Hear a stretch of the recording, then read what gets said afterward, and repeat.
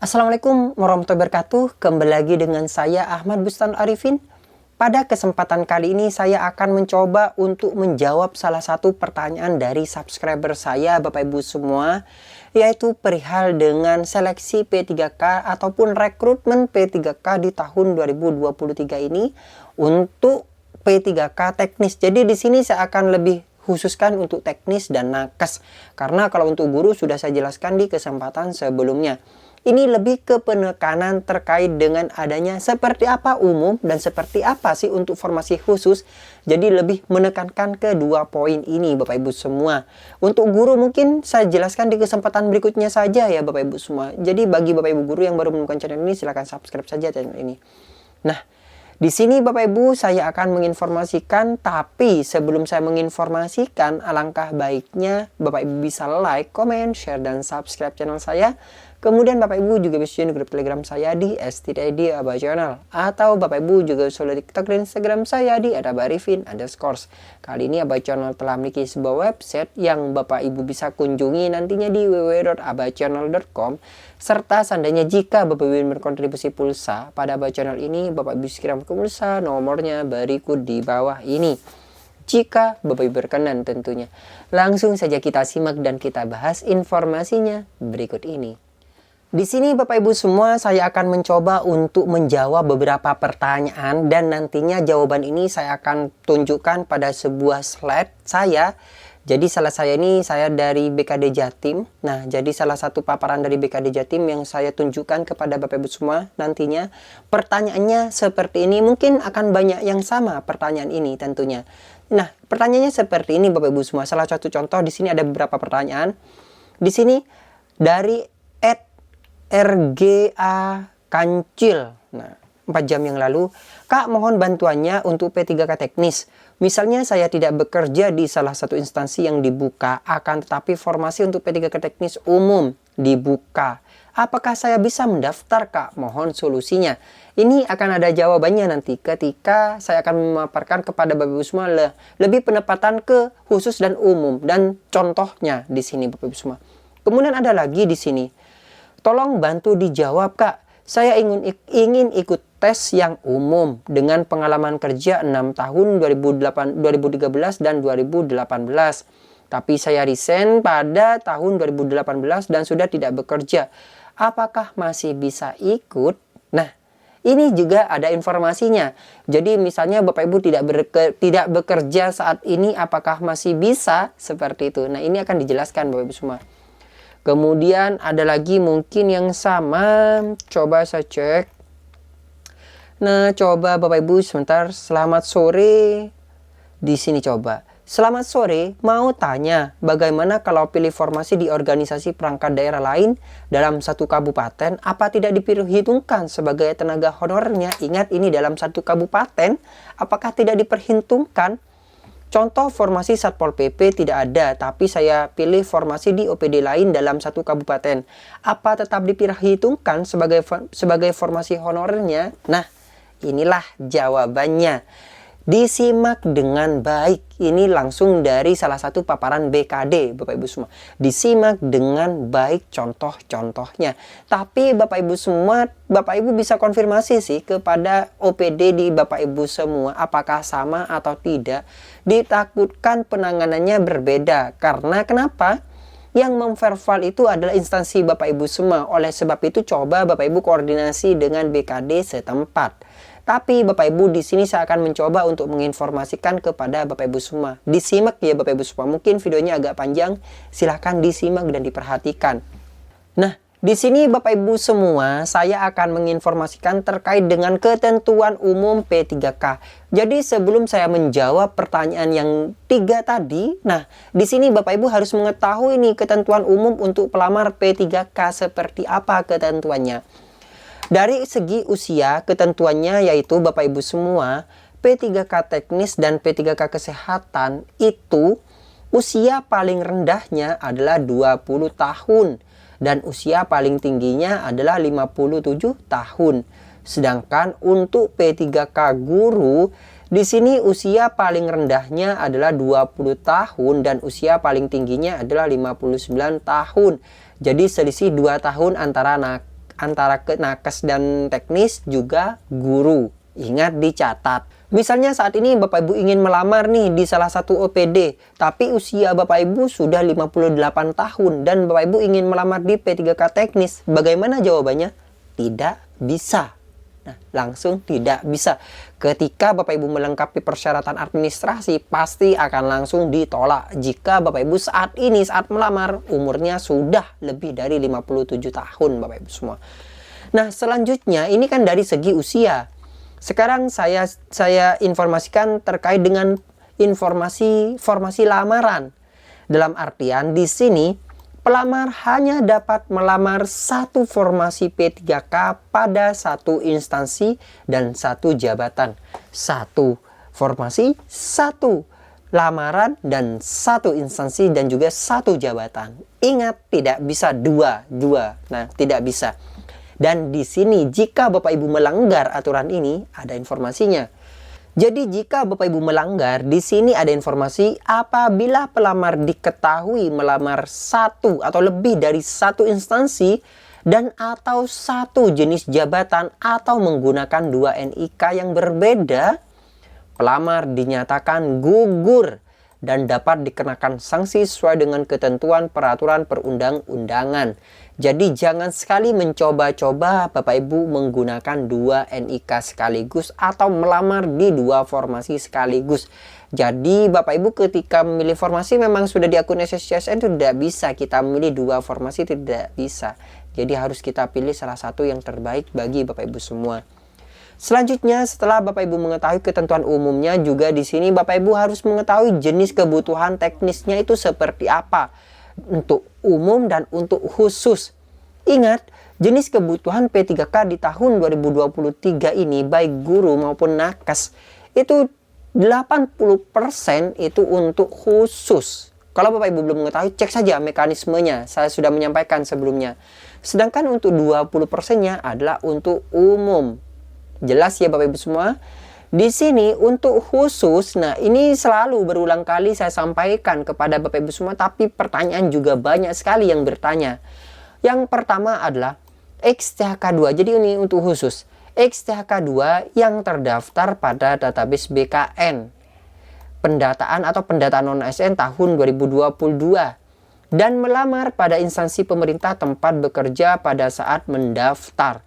Jadi XTHK2 kalau direformulasi itu bisa lintas instansi.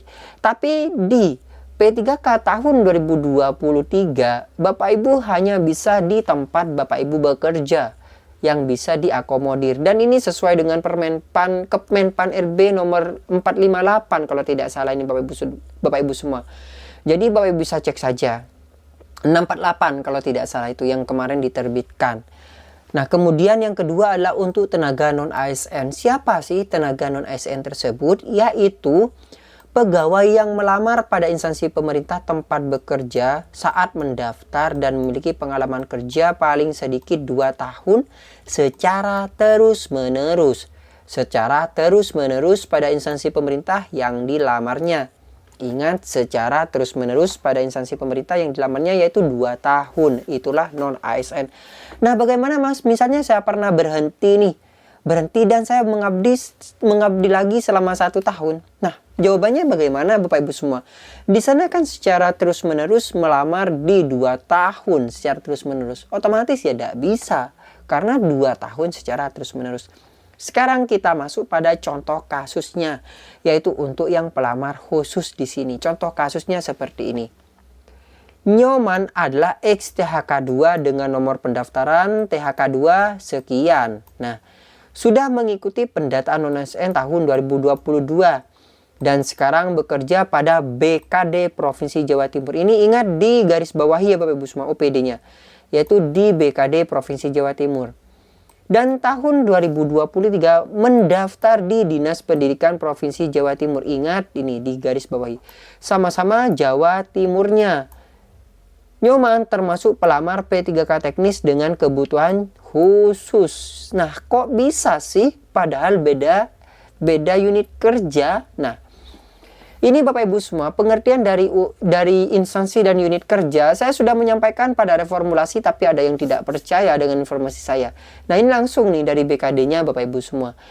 Bahwasanya antar Pemprov Jatim itu Bapak Ibu semua perlu diketahui itu memiliki beberapa unit kerja. Jadi unit kerjanya misalnya di Dinas Pendidikan nih, unit kerjanya di BKD Pemprov, unit kerjanya di Dinas Perikanan, Dinas Kelautan, dan sebagainya. Itu namanya unit kerja. Tapi ketika Bapak Ibu sudah pindah melamar ke kabupaten lain, dalam artian Pemprov Jatim ke Kabupaten Bondowoso, Pemprov Jatim ke Kabupaten Jember, nah itu beda lagi ceritanya. Nah, kalau di kabupaten tentunya, kalau kabupaten itu menaungi nantinya beberapa dinas-dinas yang di kabupaten. Dinas Pendidikan Kabupaten Kota, Dinas Pendidikan mana atau di BPKD Kabupaten Kota. Nah, seperti itu namanya masih dalam satu ranah instansi. Tapi kalau misalnya dari Pemprov Jatim ke kabupaten, ini sudah lintas instansi dan otomatis Bapak Ibu hanya bisa umum. Nah, sudah jelas ya Bapak Ibu semua. Nah, jadi di sini nyoman karena di sini melamar di Dinas Pendidikan Provinsi, maksudnya dia awalnya di BKD Jatim dan melamarnya di Dinas Pendidikan Jatim, yang bersangkutan termasuk jenis kebutuhan khusus. Ada pertanyaan, cantumkan di kolom komentar di bawah. Dan juga di sini jenis kebutuhan khusus untuk P3 teknis dan kesehatan, contohnya seperti ini juga. Angga adalah PTTPK. Nah, PTTPK di sini anggapannya adalah non ASN.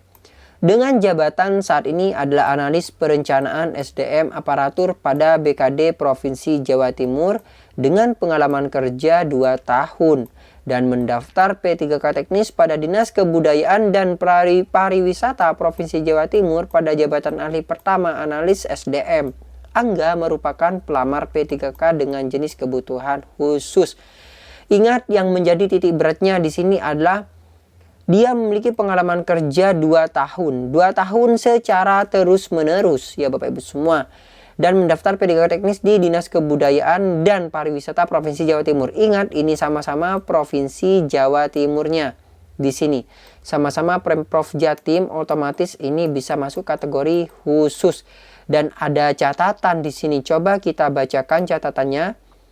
Pelamar P3K teknis dan P3K kesehatan pada jenis kebutuhan khusus memiliki keunggulan pada seleksi kompetensi di lingkungan berdasarkan nilai tertinggi dan tidak akan dinilai berdasarkan NAB sesuai dengan Kemenpan nomor 652.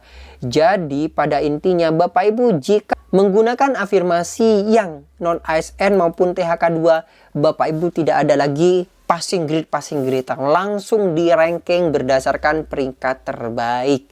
Nah, sekarang pilihan Bapak Ibu, apakah Bapak Ibu akan melamar di lain instansi atau di sama-sama instansi? Nah, itu tergantung Bapak Ibu semua dan juga tergantung kebutuhan yang tersedia. Apakah di kabupaten itu menyediakan untuk yang umum juga atau tidak di formasi Bapak Ibu tentunya.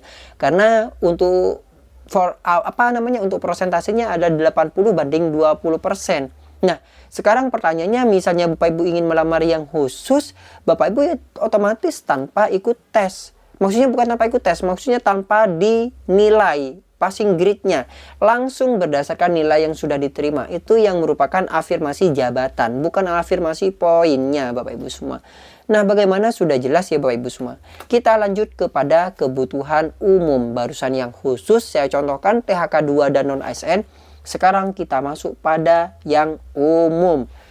Di sini untuk yang umum jenis kebutuhan teknis dan kesehatan tahun 2023 di mana pelamar yang memiliki pengalaman kerja dan tidak melamar pada formasi khusus. Jadi yang umum jangan sekali-sekali melamar di khusus. Kenapa? Ya langsung ditolak ketika Bapak Ibu melakukan sebuah seleksi administrasi. Jadi jangan mencoba-coba Bapak Ibu langsung memilih formasi yang khusus. Pilih yang umum saja Bapak Ibu semua. Contoh kasusnya seperti ini.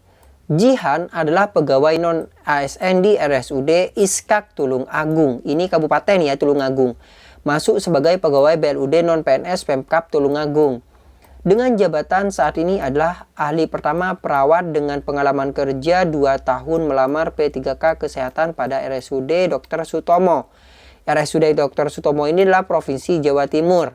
Pada jabatan ahli pertama perawat, Jihan merupakan pelamar P3K Kesehatan pada jenis kebutuhan umum. Di sini umum. Jelas sekali ya Bapak Ibu semua, karena perpindahannya ini dari kabupaten ke provinsi. Kemudian Ayu adalah salah satu staf HRD pada Indofood. Nah, ini sudah perusahaan swasta. Dengan pengalaman kerja 2 tahun. 2 tahun secara terus-menerus ya Bapak Ibu semua. Melamar P3K teknis pada jabatan ahli pertama. Analis SDM aparatur di Dinas Kelautan. Dinas Kelautan ini adalah Pemprov Jatim. Jadi dari swasta melamar di Pemprov Jatim dan Perikanan Provinsi Jawa Timur. Ayu merupakan pelamar P3K dengan jenis kebutuhan umum. Ini dengan jenis kebutuhan umum. Kenapa? Karena dari swasta masuk ke lembaga pemerintah di Pemprov Jatim. Jadi, pelamar pendaftar dengan jenis jabatan umum ini nantinya akan dinilai berdasarkan nilai ambang batas sesuai dengan keputusan Kemenpan nomor berapa di sini? Nomor 652 tahun 2023. Jadi bedanya kalau yang umum itu Bapak Ibu semua nanti diseleksi berdasarkan NAB terlebih dahulu, nilai ambang batas terlebih dahulu, dan baru Bapak Ibu di sini akan di peringkat terbaik. Tapi kalau untuk yang khusus langsung tanpa NAB-NAB-an, tanpa passing grade-passing-gradean, langsung Bapak Ibu di peringkat sesuai dengan peringkat terbaik di formasi Bapak Ibu yang lamar. Nah, mungkin sekian informasi yang bisa saya sampaikan, sangat jelas sekali bukan Bapak Ibu semua. Dan misalnya Bapak Ibu ada pertanyaan, silakan cantumkan di kolom komentar di bawah. Dan bagi Bapak Ibu yang baru menemukan channel ini, Bapak Ibu bisa subscribe channel ini, aktifkan notifikasinya. Dan Bapak Ibu bisa jadikan Abah channel ini sebagai rekan atau sahabat Bapak Ibu dalam mencari sebuah informasi. Wassalamualaikum warahmatullahi wabarakatuh.